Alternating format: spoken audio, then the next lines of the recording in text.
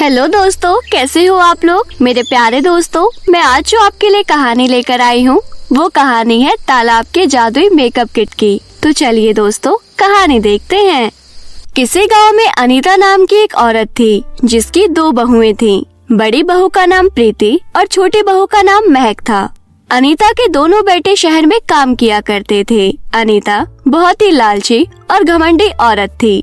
अनीता छोटी बहू महक से बहुत प्यार करती थी क्योंकि महक एक अमीर परिवार से थी। वहीं दूसरी तरफ अनीता प्रीति से दिन भर काम करवाती रहती थी और उसे थोड़ा सा भी प्यार नहीं किया करती थी क्योंकि प्रीति एक गरीब परिवार से थी। दोनों बहुओं की एक बेटी थी। प्रीति की बेटी जिया बहुत ही काली और बदसूरत थी। वहीं दूसरी तरफ महक की बेटी बिहा गोरी और बहुत सुंदर थी। अनीता अपनी पोती बिहा से बहुत प्यार करती थी जबकि जिया को डांट कर भगा देती थी। प्रीति ने जिया का एक सरकारी स्कूल में एडमिशन करवाया था। वहीं दूसरी तरफ बिहा एक बहुत ही बड़े और महंगे स्कूल में पढ़ती थी। एक दिन जिया अनीता से कहती है, दादी मेरी स्कूल की ड्रेस फट गई है, प्लीज आप मुझे नई ड्रेस दिला दीजिए। अरे मेरे पास पैसों के पेड़ लगे हैं क्या जो तुझे उसमें से तोड़कर दे दूं? चले जा यहाँ से। अपनी माँ को बोल, वो सिल देगी जो सारे दिन खाली बैठी रहती है। तभी वहाँ प्रीति आती है और बोलती है, माँ जी इसकी शर्ट बहुत पुरानी हो गई है, अगर मैं सिल दूंगी तो भी कुछ टाइम बाद फट जाएगी।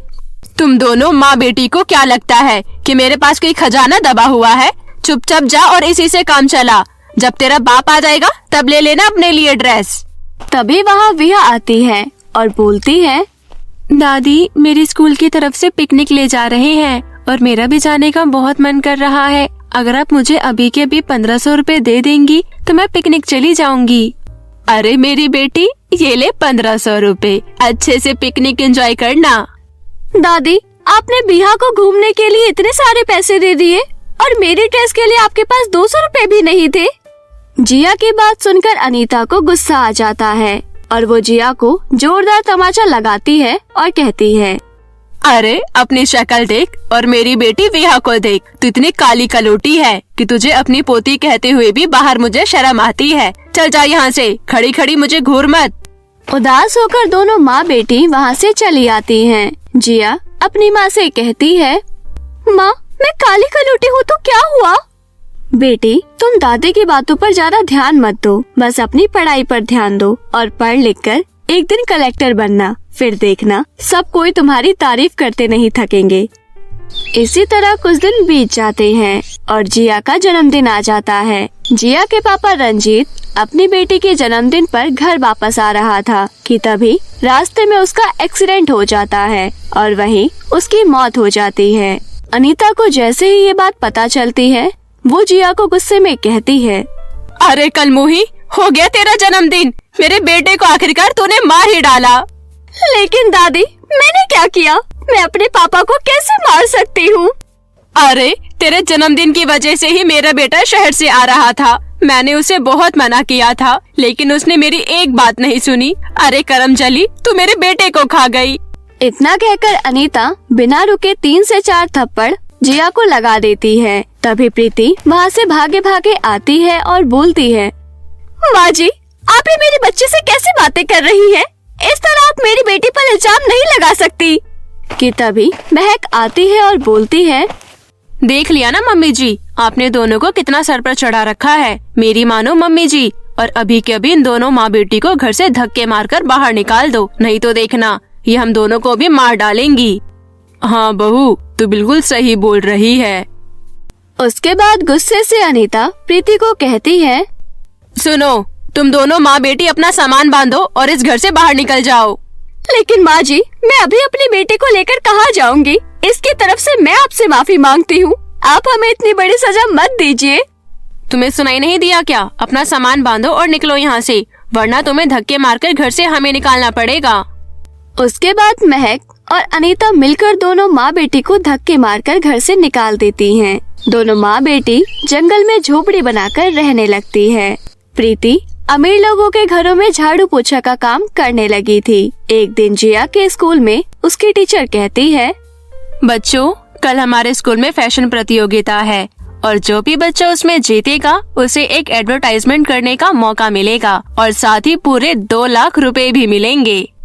टीचर की बात सुनकर जिया बहुत खुश हो जाती है। जिया मन में सोचने लगती है, अगर मैं फैशन प्रतियोगिता जीत गई तो मुझे 2 लाख रुपए मिलेंगे। मैं सारे पैसे माँ को दे दूंगी और उसके बाद माँ उन पैसों से अपना काम शुरू कर देगी। उसके बाद जिया घर जाती है और अपनी माँ को सारी बात बताती है।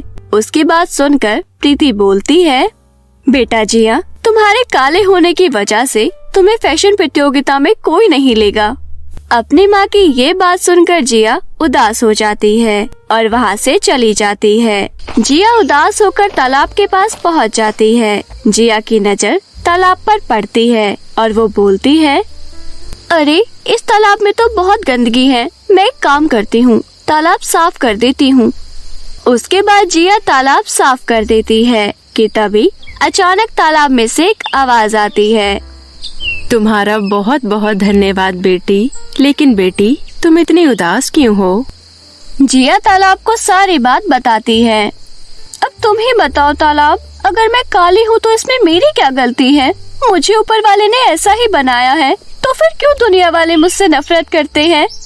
कोई बात नहीं बेटी, मैं तुम्हारी मदद जरूर करूँगी। उसके बाद तालाब अपने जादू से एक मेकअप किट प्रकट करती है और बोलती है, ये लो बेटी, इस मेकअप किट से तुम अपना मेकअप करना, फिर देखना कितना बदलाव आएगा तुम में।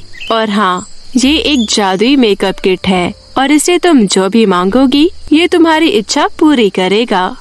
जिया तालाब को धन्यवाद करके अपने घर पहुंच जाती है। घर जाकर जिया उस मेकअप किट से अपना मेकअप करती है। मेकअप करते ही जिया बहुत गोरी और खूबसूरत हो जाती है। प्रीति अपनी बेटी को इतना खूबसूरत देखकर हैरान रह जाती है। अरे बेटी, इतना बड़ा चमत्कार कैसे हुआ? जिया अपनी माँ को जादुई मेकअप किट के बारे में सारी बात बताती है। अगले दिन जिया मेकअप किट से एक सुंदर सी ड्रेस मांगती है और तभी वहाँ एक बढ़िया सी फ्रॉक प्रकट हो जाती है। जिया उस फ्रॉक को पहनकर फैशन प्रतियोगिता में चली जाती है और उस कंपटीशन में जीत जाती है। जीतने के साथ ही जिया को एक एडवर्टाइजमेंट करने का मौका मिलता है और साथ ही साथ 2 लाख रुपए भी। जिया खुशी खुशी सारे पैसे लाकर अपनी माँ को दे देती है। वहीं दूसरी तरफ अनीता को उसकी बहू महक और उसका बेटा घर से धक्के मारकर निकाल देता है। अनीता भूखे प्यासे सड़क पर भटक रही होती है। तभी उसे चक्कर आ जाते हैं और वो बेहोश होकर रोड पर गिर जाती है। थोड़ी ही देर बाद वहाँ से प्रीति और जिया गुजर रहे होते हैं। वो देखो माँ, ये तो दादी है। उसके बाद प्रीति और जिया अनीता को हॉस्पिटल लेकर जाते हैं और उसका इलाज करवाते हैं। थोड़ी देर बाद अनीता को होश आ जाता है और वो बोलती है, मुझे माफ कर दो, मैंने तुम दोनों के साथ बहुत बुरा व्यवहार किया है। आज मुझे मेरे कर्मों की सजा मिल रही है, इसलिए मैं सड़क पर दर दर के ठोकरें खा रही हूँ। कोई बात नहीं दादी, आज से आप हमारे साथ हमारे ही घर में रहोगी। उसके बाद जिया दादी को अपने घर ले जाती है। उसके बाद अनीता खुशी खुशी अपनी बहू प्रीति और पोती जिया के साथ रहने लगती है।